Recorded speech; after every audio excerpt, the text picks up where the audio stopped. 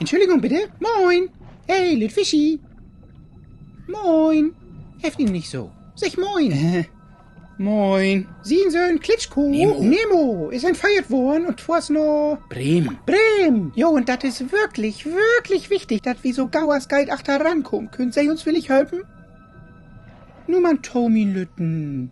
Man Tau. Dörte, ich glaub, die versteht uns nicht. Ich glaub, die kümmt noch nicht mal von hier. Oh, ein Butentörbchen. Ja, klar, ein Meckenburger. Gut, ich versuch das mal ob Meckenburg. Ja, Gaundach, Fischen, Dörte, was den Scheiler? Weg, muckst du Brem, Sag mal, snackst du überhaupt Mecklenburg? Backoft und Tüffel Dörte, und ein du sabbelst doch bloß dumm Tüch. Tau.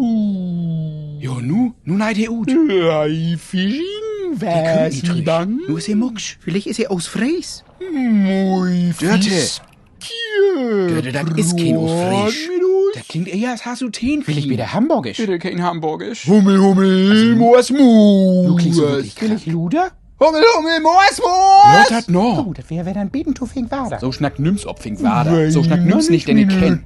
Seid? Ja, verjoche, Mann. Den Fritte uns tu mit's nicht ob. Kein Bang, der fritt uns nicht, wie ich den Dialekt nicht nur mucken kann. Dem Plan ist falsch. Och, das ist aber nett. Dank auch.